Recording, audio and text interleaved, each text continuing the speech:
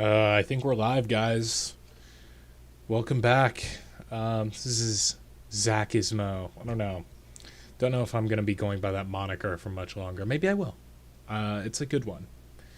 It's just, I don't know if it really works for this sort of content. But either way, we're streaming again. We're going to continue to talk about Fargo, North Dakota. If there are any other city suggestions, um, we can work with it. We can work with it. If there are any suggestions for Fargo or anything you want me to talk about, just let me know. I mean, this shit's interesting. There's a lot to cover. It can't all be summed up into one video, unfortunately, one live stream. But that's okay. That's why we do. That's why we do more than one. So, to put it simply, I went on a massive bike excursion today, and it was actually very phenomenal. Actually, I'm not gonna lie. It was in Fargo. I have a lot of good things to say, some bad things to say, and a few maybe tips and tricks for the city that would actually liven up a lot of these environments. So right now, we're looking at downtown. I live near campus up here, so let's just say, I live right here around campus. Before I get to this, I'm going to be opening a college favorite, since we're discussing college. Bush Apple. Bush Apple. Now, I think that's very sweet of me to open this up on a Friday at 5:13 p.m. It's 5 o'clock somewhere, and that's here. So, I'm going to be enjoying this while we stream. I'm pretty big lightweight, so this will you'll probably be able to notice it if you can't already. I'm not drinking anything, but some people say I'm crazy, and they're probably not wrong. So, this is NDSU, North Dakota State University. Great place, by the way. I have an e-bike, so 26 miles is 24 miles is not that crazy. I did in an hour and a half, made a couple stops. But yeah, anyway, started here, biked down, crossed, I believe I crossed here, actually. Yeah, I crossed here when I should have crossed, here. This way works too. There's not really a good path here. And I made my way to this bike trail where it's a multi-use shared path. And it's actually really wide. I think it's 12 feet, maybe even wider than that. I think it's probably 12 feet wide. And these are really great paths. So this one goes all the way down here, and it just kind of ends. There's a massive substation, which is cool. Gotta love substations. And then you're like, okay, well, that was cool for the short duration that it existed. But you could also... this is what I should have done. Okay. You can also take that and go over here to a few parks, basketball court. This is a great little area right here. I'm not going to lie. This food distribution center? What is that? Charism? Well, it seems dope. There's a community family market right here, which I think is just a freaking convenience store, which is cool. Maybe they sell something more than just I don't know. It says family market. Maybe there's a bit more. Milk Maid Catering. Anyway, this looks like a very inviting environment right here. There's...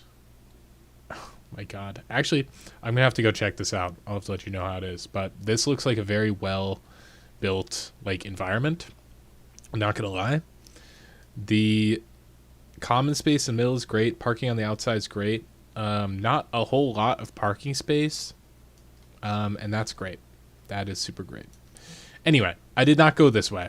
I instead instead of going to Jefferson West Park, I went to, where did I go? I went all the way through these neighborhoods, and I actually found like a really cool house. So I was like over here, and then there's a bunch of one ways around here, which I think is like really cool. They're like very narrow streets, very narrow like one ways. And this is probably one of the coolest neighborhoods in Fargo. I'm not gonna lie. I was on this street, and I think I saw. It must be, yeah, it's right here. So I rode past this house, which looks like freaking Gru from Despicable Me made this shit, or Dr. Seuss, but it's actually really cool looking. I mean, the Jeep truck is pretty ugly, but this house is like cool as shit. I'm not gonna lie. I'm a little jealous.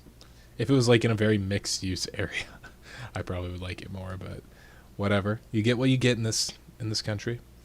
But yeah, just a lot of like cool houses in this area, and I'm sure their price reflects how cool they are. But anyway, made my way down here. I pretty much went down all of 13th and a half Street South. Drove past this. This is almost done, by the way. I'll be excited to see what this looks like when it's done. And made my way all the way down here. Ooh, this is... I could have gone this way. This is nice. So they build a tunnel under here. Great. And then you just fend for yourself here. It's actually not too bad. These are pretty short crossings, which is nice. But, man, this is not welcoming. Like, cars are flying around this corner at, like, 35 plus miles an hour. I mean, they're accelerating up to, interstate speeds. Not to mention the speed limit is 35. Well, anyway, went over to Fargo's probably most famous bridge, this silly pedestrian bridge. And it's pretty cool, actually. It's really inconvenient for bicyclists, which is to be expected. It should just be like a straight shot across. I shouldn't have to go up like all of this nonsense to get across it. But once you actually do get across, I don't know what they were doing here. Like, was there plans to expand this? Like, why is there... I don't really understand this. Like, why it just, like, goes. But it does that. Maybe if you need to take a break after going up this, then you can go across. It's pretty much like an uphill climb and would be pretty annoying on... It was pretty annoying on an e-bike, so I can't... like, on a regular bike, I've been across it, but I can't really remember how bad it was. But anyway, like, it's cool looking. It's nice. You can get across I-94 as just a pedestrian. But it is not the most convenient bridge, I'm not gonna lie. After this bridge, though, I was very surprised with the infrastructure that I rode on today. I shit on Fargo a lot, but they are doing some good stuff, and this is a good example of that. So once you're done with this bridge, you can bike all the way over on this like very wide separated path. You could take it all the way over here. Cross, this is very dangerous. These slip roads right here are super dangerous. I did not go this way, but you could take it all the way around. And what's nice here is, yeah, you could cross here. That shit sucks across. Or you could take a very long and inconvenient path around. It's a horse apiece, but at least you have an option that, like, does not directly put you in the line of traffic. Except for here. Anyway, that's pretty cool. I took this turn. I wanted to see what was this path like? What was this path? Because I noticed when looking at Google Earth, right? I'll just zoom out quick. That this path like runs all the way down here. And it's pretty sweet. I think... Oh, yeah, okay. Okay. No, this is pretty cool. Okay. So, once I got on this path here, this path is like super nice and smooth all the way down. There's like nice marked crossings on small streets. Very nice. Problem is you have all this density here. This is great density. Do I think it should be built closer to the road? Yeah. Do I think it should be more mixed use? Sure. But it's good density. Problem is, you're not creating any connectability here. And it would be so easy to put a path right here instead of like having to bike all the way around or biking through the grass.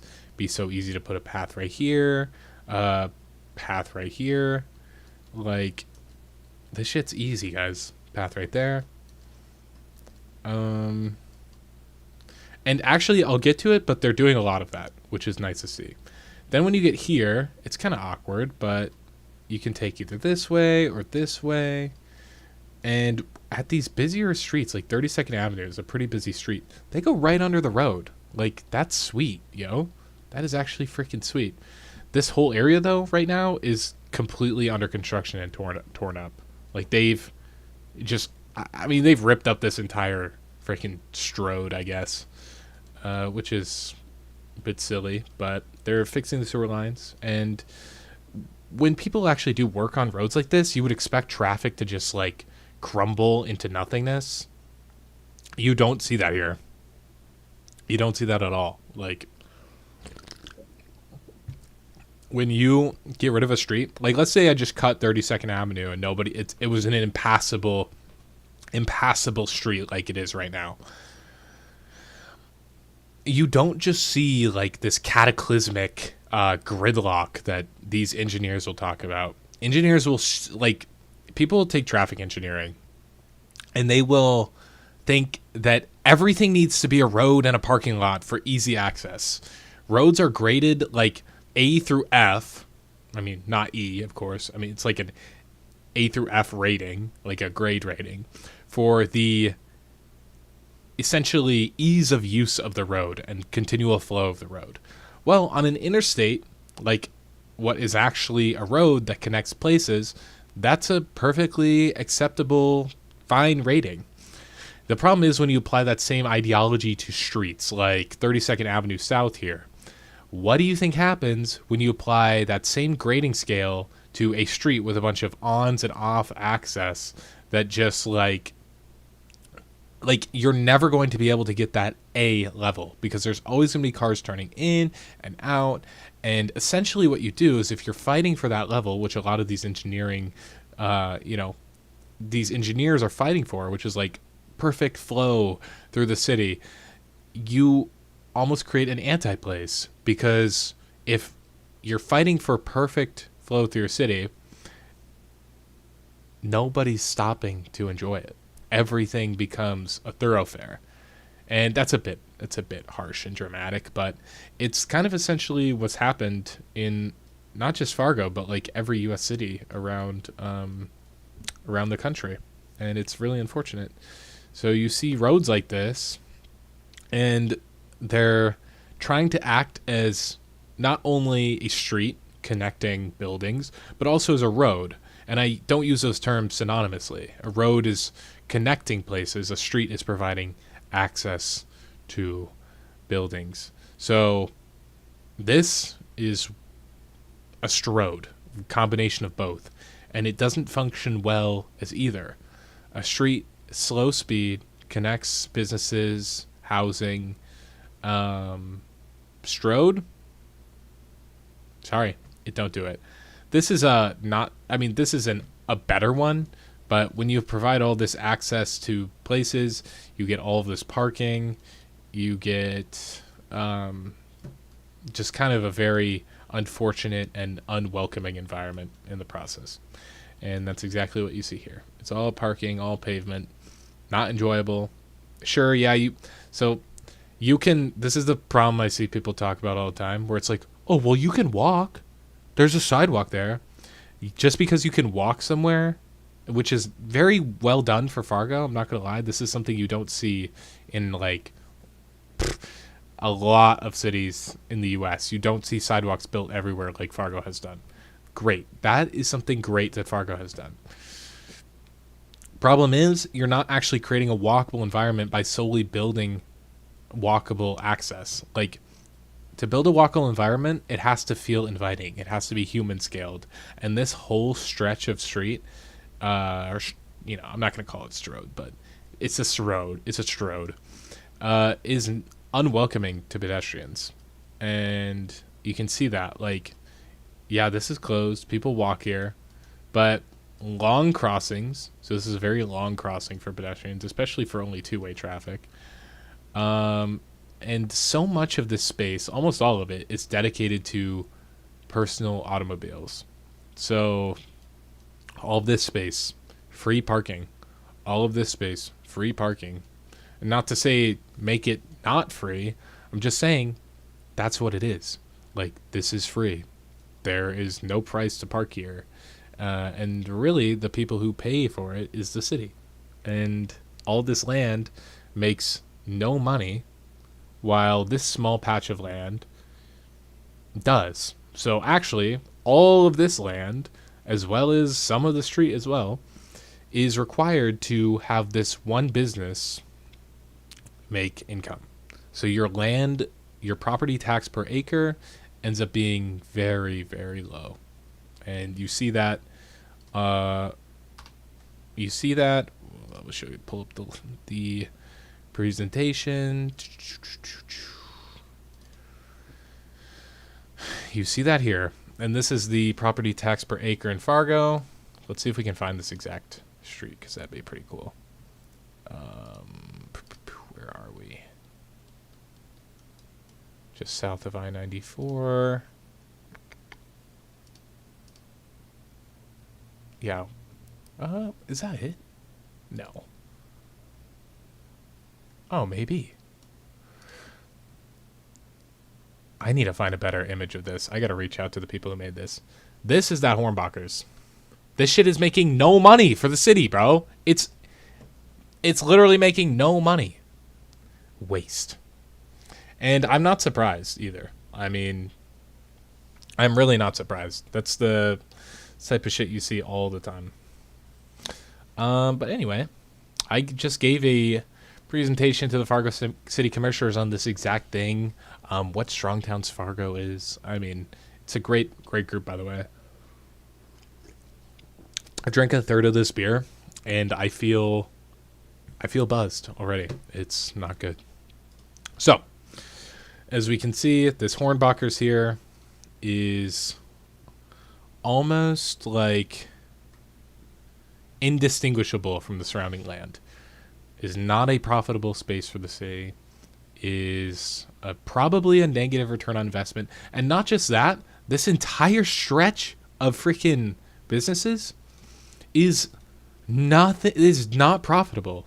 This entire stretch of businesses on South University Drive here, is not profitable for the city. This is a strip mall when you enforce minimum parking laws. This is what ends up happening.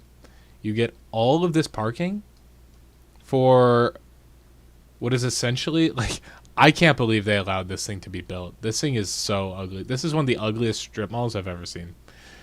The fact that this exists is insane. An absurd amount of parking. This could have very well been a mixed-use building. It could have very well been exactly built like what they're building just up north. This is going to be a mixed-use building, and it's almost done. It's just not done in this current stage. But it's a strip mall, essentially. So you have your favorite strip mall on the bottom, surrounded by not nearly as much parking, and is like a 4-story apartment complex on top of this strip mall. The fact that this is a block away and looks like this in 2025 is the most disappointing thing I've ever seen, especially with how bad the housing crisis is in this country. So, I'm just continually blown away by the fact that this stuff is still built. And the thing is, people don't like it. Like, when I've been to a few of the land development code meetings in here, they're working on updating a new zoning code essentially for the city. And when shown this, people dislike it. They actively don't think it's a welcoming space, especially when it's compared to a walkable environment like downtown. I mean, when you look at the historic core of Fargo or any city, it's built like this. You have buildings right up to the sidewalks. There's a reason we built cities this way. It's not just because we felt like it. This was based on hundreds, if not thousands of years of human civilization that came before the automobile and came before any world war. Like, this is how we built cities. This is how we built them. This is not how we built them. Do you think thousands of years of trial and error can just be put aside and hand waved away in favor of something like this? I mean, if you genuinely think that that's the case, I just want to show you this. Where do you think downtown is? Where do you think downtown is in this image? Property tax per acre. Let me just show you. City of Fargo property tax per acre. I'm not bullshitting you. This is a study done by Main Street, North Dakota. Like, this is what a walkable community adds to the city. This is what a mall adds to the city. This is what building Strodes adds to the city. Negligible. Essentially negligible. Density. We have some density here. Not a mixed-use environment. Right down here. Yeah, this environment here. Not mixed use, but quite dense. Quite dense, actually. And, oh man, underground garage, too. I cannot imagine how much this shit costs to build. Like, there's no way they're making, like, the amount of cost to build an underground parking garage, and then on top of that, to build, like, 3 stories of apartments is just nuts. Like, parking garages are not cheap. Parking lots are relatively cheap. They take up like an insane amount of space. They produce no money for the city, however, and in the long term end up being a financial drain to the city. But initially it's just a flat pad of concrete. Building a parking garage like this, there is so much more that goes into it. And while it does create a nice community dense on top, the actual cost going into these housing styles is enormous. This is a nice little community. I'm sure it's gated. Oh, it's not. 10 miles per hour. Nice speed limit. That's nice.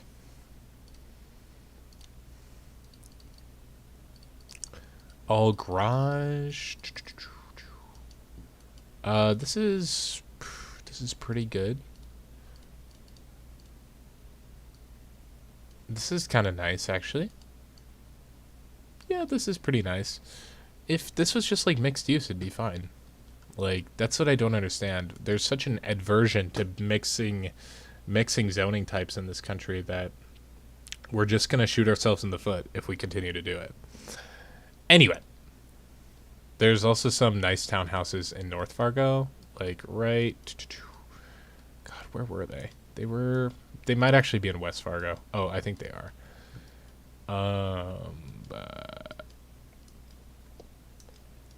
Up here. These are really nice. The setback from the street is insane. There's no sidewalk, which is insane. I can't believe it. The fact that there's not a sidewalk here is nuts. But build more development like this. Just put the garages in the back, move these up to the front of the street, and yeah, it's a good housing style, as well as these. And I'd be willing to bet that if West Fargo was shown on this map, that we'd be seeing some actual good for those buildings right there. Some positive return on investments. Anyway, back to my bike tour, which I got a little sidetracked, which is pretty typical for me. Where were we? We're right here. All along this entire path, there's like these signs that tell you all about the trees, all about the different types of like plants and stuff along the path, a bit of history, science. It's great. It's great stuff. Again, they're doing construction all here. You could take the cross. This actually doesn't cross, but you could take this like to the street, or you could go underneath and come back up. This is kind of a long path, but whatever. There is some connectivity here, which is good. This is good. More of that. And keep crossing, small street, more connectivity. This is actually great. I think what they're doing is they're redoing these paths here. When I rode by, I didn't realize these paths were just like asphalt. It's a bit disappointing to see that they were already there and they're just redoing them. I mean, it's great that they're redoing them to match this concrete, I would presume, but the fact that they aren't adding new connections is a little disappointing. This is great right here. Narrowing of the street to allow people to cross. The only thing I would suggest is probably making this like a raised crosswalk. If you're going to go through all this effort, you may as well just raise it so it's a level crossing for pedestrians and also acts as kind of a speed hump for people in this neighborhood. Other than that, it's great. This is another connection they're working on. This connection, I'm pretty sure I saw them. They're tearing up this connection and replacing it, I imagine. Nice access here. This is good access. Don't see a lot of that in neighborhoods. Mostly you'd have to like walk all the way around. This is good. There's a lot of like good sidewalks in South Fargo. Really good. Another underpass under 40th Avenue South. This isn't even that busy of a road, and yet they still put an underpass here. Great. That's actually good. By the way, these are Benton's Butter Waffle Crisp. Benton's Belgian Butter Waffle Crisp from Aldi. There's like 5 ingredients. There's wheat flour, sugar, butter, milk, eggs, wheat starch, salt, ammonium carbonates. Maybe it's like 6. Poopy Town, you say. Waffle Stomper says Poopy Town. I actually don't know which one of Griffin's friends you are, by the way. I'd imagine it's like... I don't think it's Ben. But they all have very similar names. You guys all have very similar names, and I will never be able to pick you out. Anyway, then once I got here across this, I was looking at my maps a little bit, but if you were to go this way, you could bike down University. There's a pretty nice path down University. Not bad. It keeps going down. This isn't concrete, but it keeps going down, actually. I'm surprised how far this path goes. Holy shit. Oh my god. And I guess it ends here. Does not look very good by the time it gets way out here. But good work, Fargo. At least it goes that far. Then they might have stripped this and re-put it in since then. The best one? So, I don't know. That doesn't answer my question. Literally all of you say that.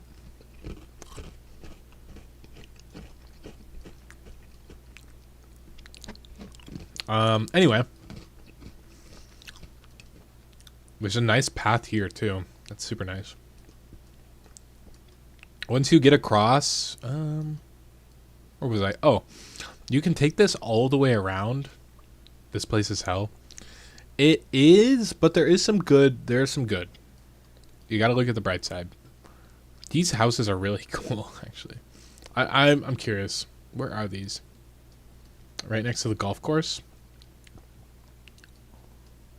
I probably can't see that south on this map. Nope. I'll have to reach out to them. I need that. I need that whole map. Yeah, so once I got here, took a right.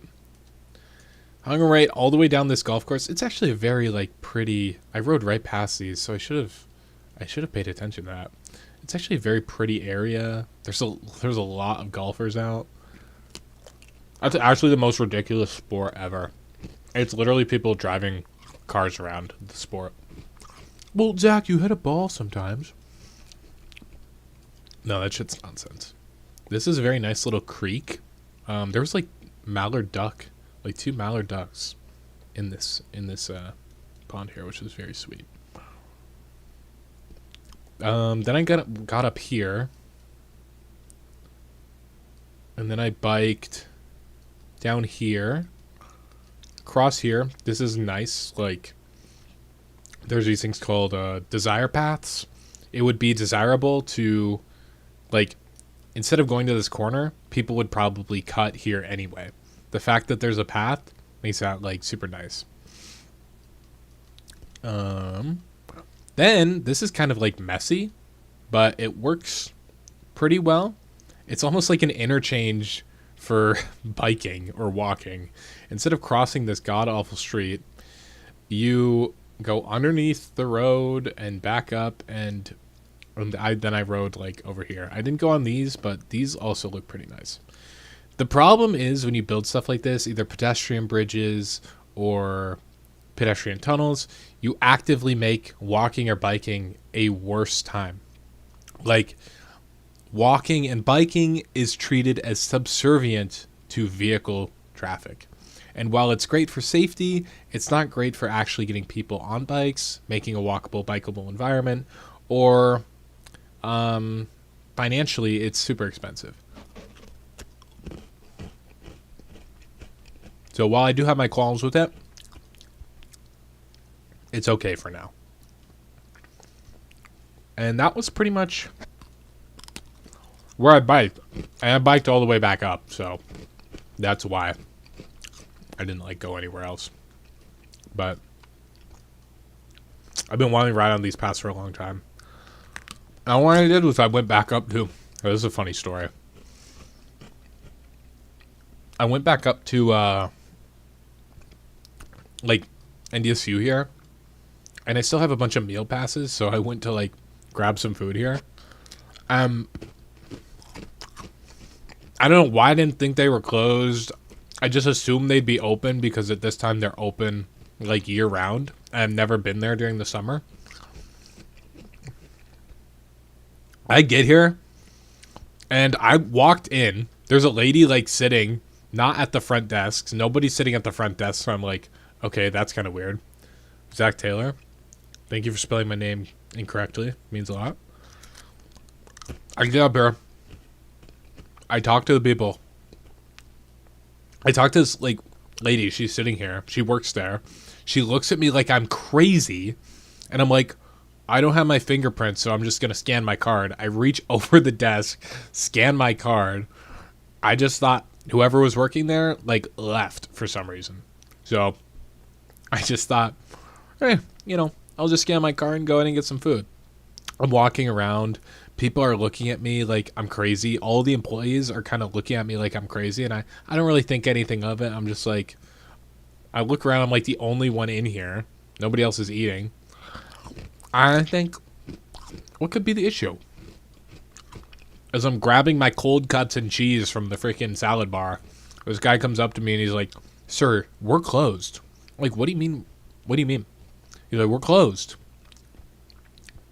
And I have my freaking like to-go box full of food. And he's like, I'm like, so do you want me to put this away? I'm like, I already scanned. He says, no, you can take it. And he like walked me out. He says, when the doors are half closed, that means we are closed. The doors were half open too, sir. I probably should have known they were closed, but I just thought it was some weird summer thing. Is that a laughing teacup? No, it's like a laughing, just blue dude. That's pretty funny, though. That was a little funny emoji. I like it. I do like it. Let's see here. Ooh, that one's purple. Even better. Wow. So, what else is going on in Fargo? A lot of work downtown. Great stuff. Let's talk about 13th Avenue. I've talked a lot about it. Oh, that's a very silly emoji. I've talked about parking minimums in some of these past episodes. There's so much stuff to talk about. I recently just gave a presentation to the Fargo City Commissioners here in Fargo, and I basically told them that I told them these environments are not profitable for the city. They are a drain on city funds. There's so much land that is needs so much infrastructure to access that it's just unsustainable, really, financially, as well as climate-wise. It's just super, like, ruins the environment and just costs way too much money to maintain. Is that like a monkey mechanic? If so, that's pretty cool.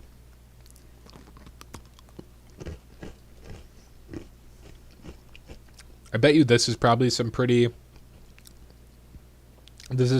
pretty, like, profitable part of the city. We can always check. That's why this map is so great. So, are we 13th Avenue South?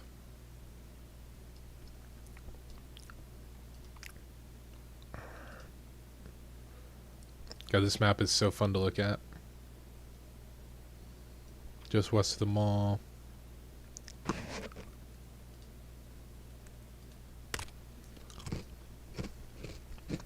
This is, like, really confusing.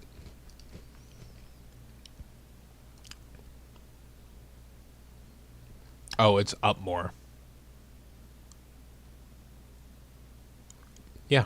When you build this density, you get some good, like, what's that? Thumbs up, honking, and an octopus. These are good emojis. I don't know why I haven't seen more of these, but these are good. Right in this area, which is where this sort of housing style is. So you have some density, you have some different types of building, you have some of this too, which is, like, pretty cool. This actually isn't the best for the city, but I imagine it's, like, lower income housing. But these, are these actually businesses? No, these are houses. They're really weird, but these as well as these are pretty good financially for the city. Definitely better than a lot of, like, other areas. Some of the crazy thing I've seen, like, I look at Google Earth a lot. So if we take a step back from, like, Fargo, which is a great livable city, it's actually one of the happiest cities in the U.S., which I can probably see that, and I hope they continue to, like, even do even better with that. But let's just look at an area like freaking Phoenix and Scottsdale, Arizona. This shit is actually insane. So when I worked as an electrical engineering intern, I did a lot of utility line work as far as designing and, like, consulting goes. So this whole environment, or this whole, like, 36 square mile area, I only worked on, like, 12 square miles of it. But let's just say I know more about the utility lines in this freaking 12 square mile area than probably, like, 99.99999% of people in the entire world. So you can just say that about literally anything. I know more about my life than almost everyone in the world. And you wouldn't be wrong. Oops. Don't look at that. It's my desktop. There's actually not a whole lot to look at. Just a lot of games. But, yeah. Scottsdale, Arizona. If you live here in the summer, I don't know how you do it. This place has to be, like, one of the worst places ever to live. It's unbelievable. There is, everywhere you look, there is street-tight sidewalks. So, no green. It's all freaking cement or dead grass or rocks or asphalt. There's some pretty good density here, not gonna lie. But, man, I just, like, everything is street. Everything is freaking, this is insane. I get this is a car dealership, but, like, dude. Okay. Craziest thing. So Phoenix actually does have some good, like, public transit. I would say it's not that good considering the city it's in. But as far as transit goes, there is light rail. There is there's light rail right here. And light rail is great, guys. This is great stuff. So, this light rail goes all the way down here to this great interchange. It goes to the, I think it must go to the airport. This is great. This is super good. Airport train access. This is great. This is super good. It's something we need in Fargo. We need a freaking bus route that actually goes to the airport. Like, it'd be that easy. This airport's like actually massive too. I don't understand. But there is light rail access from the airport. Then I just kind of look around a lot, and I looked at Tempa? I don't know how you actually pronounce this. Temp? It's hot, so it's a fitting name. Even if I am pronouncing it wrong. And this is like a business, just like office cluster, a business park. The amount of parking here is absolutely insane. And there is light rail access to this stadium. And I imagine there's a station, like, I actually don't know if there's a station. There's got to be a station here by the... There's a station right here. So, pretty cool station. And you can walk to... I guess you can walk. These are some pretty, like, weak sidewalks. Maybe this is nicer in person. I mean, let's take a look. Okay, this is pretty good, actually. This is all, like, walkable. That's pretty good. So, take back what I said. There's light rail access to and bus access to the stadium, which is great. Arizona State. There is also an absurd amount of parking for these businesses. So, but Zach, look, this is a nice little environment. Yeah, this is not bad. If you look at the other side of this building, this is pretty bad. This is pretty bad. This is all really bad. At least there's solar panels on top of this, I guess. This is insane. This is an insane parking structure. And this one is so absurd to me. It's literally like all parking. And then there's a building on top of it. I see this design philosophy like all the time. You build a huge parking garage. And where it comes from, I think, is like in Chicago. So Chicago first built these, they're very famous buildings, and rightfully so. Where are they? God, I can't find them. I think they're right here. So this is like the first of its kind when these are built. This is all like parking. All of this shit is parking. And then the building is on top.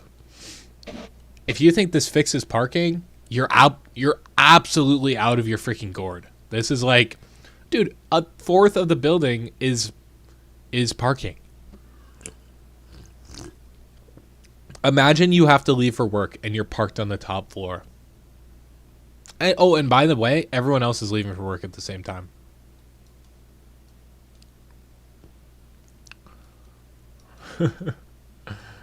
Oh my god. It looks very cool. It's a very aesthetically pleasing building. But man, is it just... Oh my god. Insane. I'm not going to talk about the urbanism of Chicago. There's way too much to talk about there. So I'll go back to Fargo. Fargo can learn a little bit. Fargo can learn a lot of it, actually. People oftentimes tout the excuse like, it gets cold here, Zach. People like don't know how to get around if it's too cold. That may be true. But here's something that's pretty wild.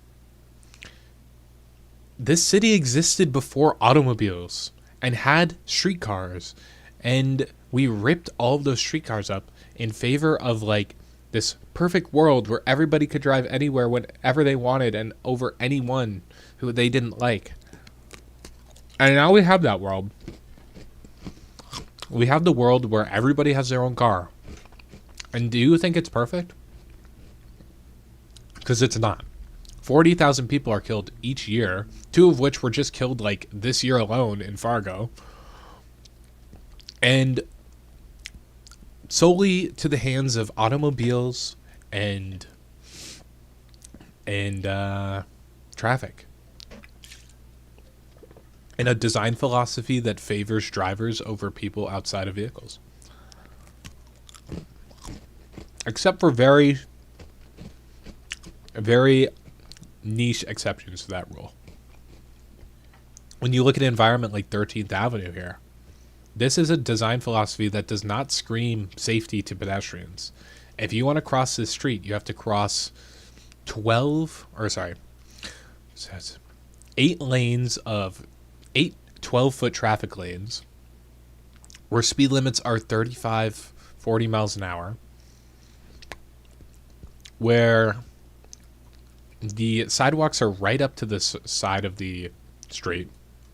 If a car were to veer off course, there's nothing between you and like a 3-ton vehicle. It's nuts.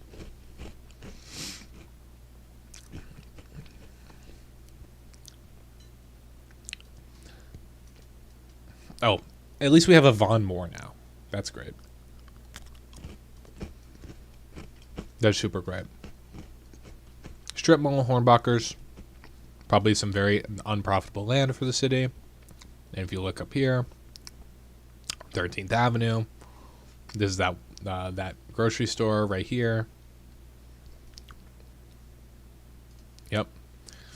It's not bad, but when you're comparing everything that's bad to everything else that's bad, it's pretty bad. This is some of the design philosophy that goes into strong towns and kind of where the advocacy is. But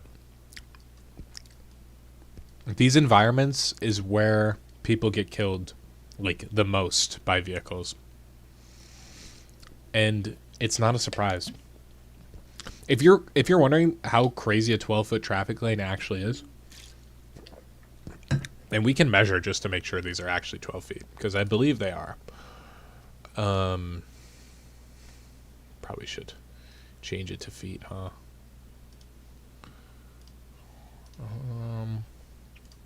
Yeah, 12 feet. 12 feet traffic lanes? Dude, let's just look at like an interstate, right? So this is I-94. We'll have between the white line and the white line. This is standard lane width for like interstates in the United States is 12 feet. How fast do you think people travel on these interstates? I mean, you don't have to think about it if you know the answer, but it's 75 miles an hour, and North Dakota just upped that to 80. People often go way faster than that. A 12-foot lane is part of the design philosophy that makes people go fast, and so is a straightaway, a lot of visibility, big wide runoff, so you have a lot of space here that makes you feel safe if you were to veer off the road. Problem is, this same design philosophy is applied to streets within our cities. So if you look at 13th Avenue again, you have the 12-foot traffic lanes, of which you have freaking 8 of them. So 106 feet or 96 feet of crossing, which may as well just round it up to 100 at that point. You have to cross 100 feet in 20 to 30 seconds. So if you're in anything that isn't like, if you're not in any condition as opposed to being like peak physical condition and being able to walk fast enough to cross the street in a finite 20 to 30 second amount of time, you're cooked, dude. People are going to start honking at you. Cars are going to start moving, and you're going to be a nuisance to people at least, and a and dead at worst. And that's what we see everywhere in the US. This is not what you see in other cities, in other countries, where safe streets is a priority. We're building cities small and compactly like we have for hundreds and thousands of years prior to the automobile. There's a completely different design philosophy. Building 12-foot roads with very clear line of sight, massive runoff. So there's a few trees here, but if you were to veer off this road, you'd be safe. Like, this is a pretty, like, people don't walk here, and there's nothing really telling you to not go fast. There's no curves in this road, so super straight. There's no surprise that there is a disturbing amount of speeding in an environment like this. When you have what is it? There's a bridge up here on 12th Avenue. So this is the 12th Avenue bridge that is right across campus, right next to campus. This is a 4-lane. I'm pretty sure these are 12 feet as well. We guess we can measure. Oops. So we can measure. We'll measure back here. Well, yeah, it looks like 12 feet. Very straight road where the posted speed limit is 35 miles an hour.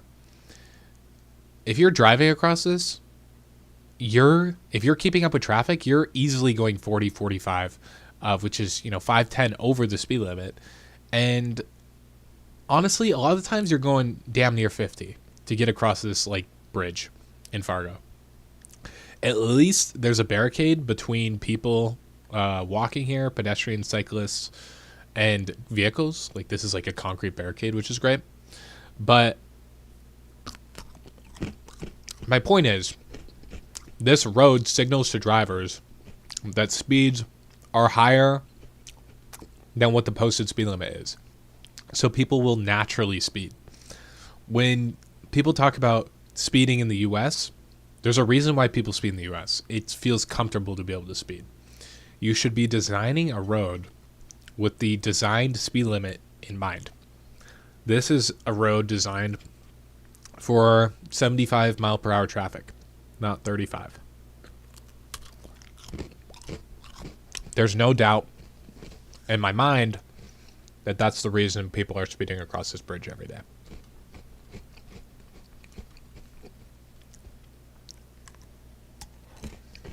No doubt at all. Now, compare that to Albrecht Boulevard here, which is a street on campus. Yeah. It's a safe street. It's a walkable environment.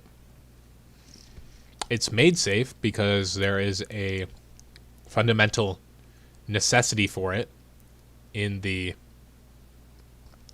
it being on a college campus.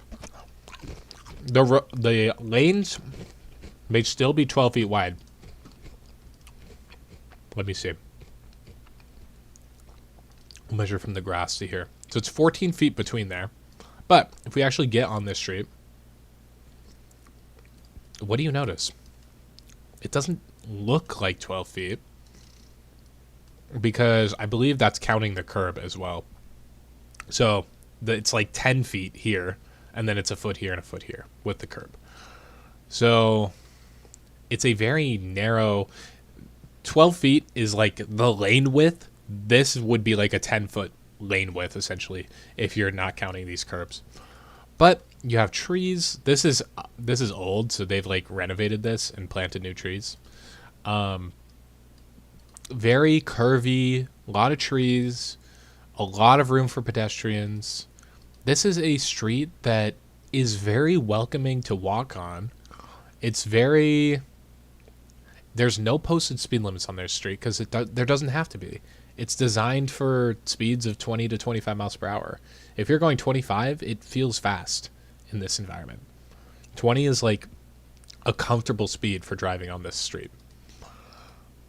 And the reason is, you're building this in a college setting. You don't want people going fast through campus. It's pretty obvious.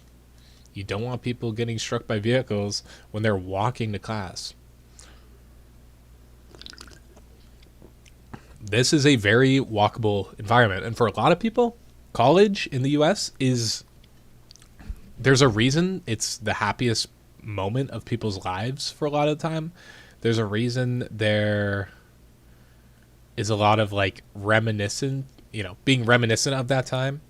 This is the most walkable experience people in the US have for probably throughout their whole lives, unless they go to Europe or something, but that's like temporary. Like the years at college where you're living on campus or near campus and walking to class, everything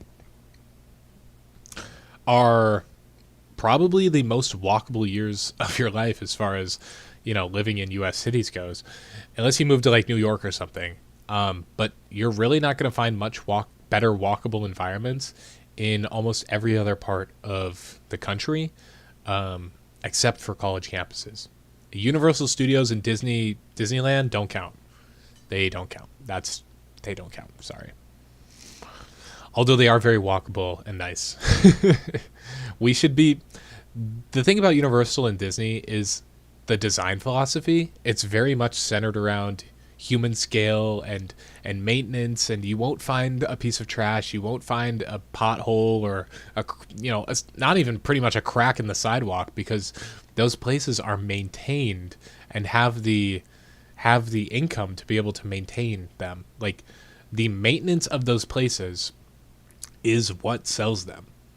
The fact that we don't sell or maintain our cities like that is fundamentally because we are unable to, because of the amount of infrastructure we built, but also because that idea of a city is just like not there. When you look at European cities, you see something that is maintained like so consistently. And I mean, obviously not every part of every European city, but like urban centers in European cities are very well maintained, because they have the finances to do so. If you look at like downtown, or not every European city, but a good European city would be one that maintains its infrastructure like very well. In the US, it's very hard to maintain all of this infrastructure. In Fargo alone, there's like 700 or hundreds of miles of road alone, of which it costs it's like $1 billion of infrastructure, all of which has to be maker of shoes. Yeah, the inherent avarice of Fargo dwellers. Yeah, exactly. All of which has to be maintained like every 30 to 50 years. That's being generous. It's pretty much every 20 to 30 years. That infrastructure starts to crumble. It needs to be maintained. And the tax base within the city is not high enough to maintain an amount of income that is sustainable for the longevity of Fargo. By the way, if you're curious what I'm drinking again, it's Busch Apple.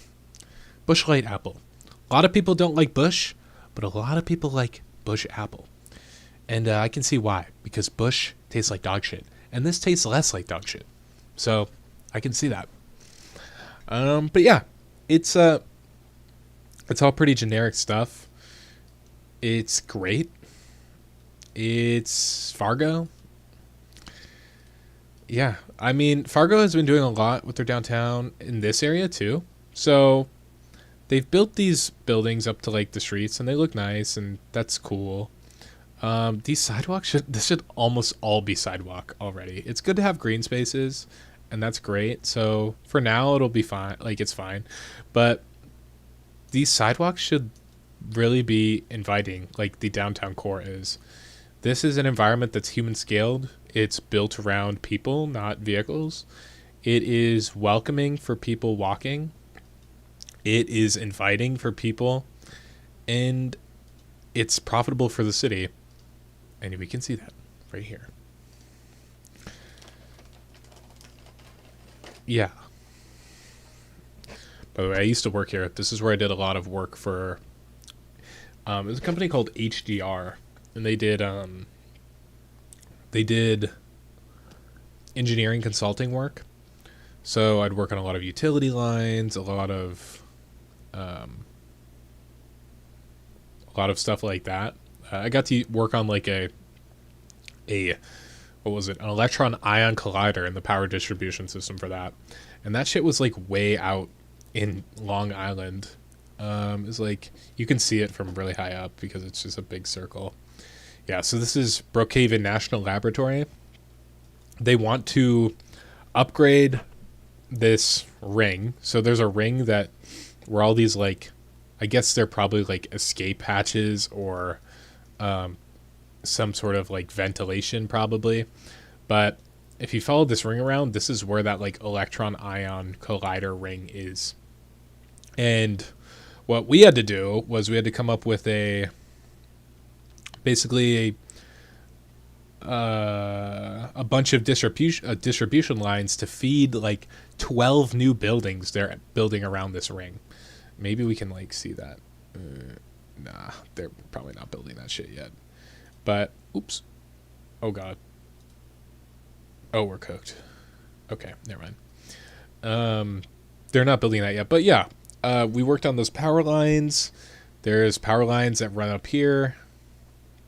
And some of the other power lines are going to be running from this substation over, up, and then around this ring. There's going to be like a massive new building. So there's 2 dedicated circuits coming. There's 4 circuits coming out of this substation, and the substation's getting upgraded too. 4 circuits coming out of there, 2 of which are dedicated to like this one part of the building. I couldn't tell you all the science they're doing. They're doing like particle collision analysis or some shit. Electron ion collider. And it's very cool. It's very cool science, but man, this is above me. I just had to work on the power lines. And at one point I was telling people we're to put like these unit substations at the base of each power line to feed the buildings. It felt pretty good. But man, building 1005. I can't look at this anymore. I'm getting flashbacks. They used to have like at night Google Earth, which was so cool because you could see like all of the like flares from oil wells in North Dakota and Texas. If you want to know like what fuels the American dream, it's Western Texas. I don't really know what people in Texas call this part of this country or city or state, but it's definitely not. They've definitely not calling it invitable, livable part of Texas. This is what fuels the American dream here. This is one oil well, right? This is how many there are. Oh my fucking god. And it just doesn't end. There is all of these as well. Each one is an oil well. If you want to talk about sustainability, this is where to start, probably. No, it's actually Strong Towns, but this is fueled by our city design in this country. This amount of oil, drilling is fueled by a very consumption-focused society, a society that is built around autodependency and lack of walkability, a society where food and every other resource is abundant. There will be a time in this country and in the world where the economics of it just fall apart.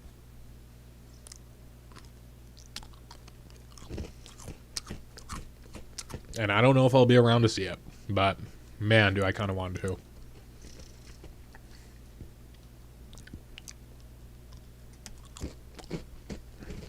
It'll be very interesting to see.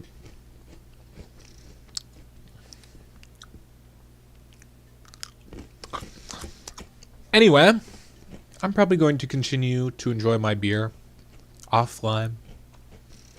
This was a pretty good stream. I'll probably have to pick another city to focus on. Just really kind of look through it. I might do Bismarck next. But right now, I've talked a lot about Fargo. I can always come back. I can always talk about Moorhead. I really haven't talked about Moorhead or West Fargo. West Fargo is doing some good stuff, but I don't know much about it. I do know a little bit, but I don't know as much. Okay. Thank you to everyone who tuned in. It was a pleasure. I'll be back at some point. Feels good to have Wi-Fi again and an actual solid connection. But yeah, peace and enjoy the weekend. It'll be great, I'm sure.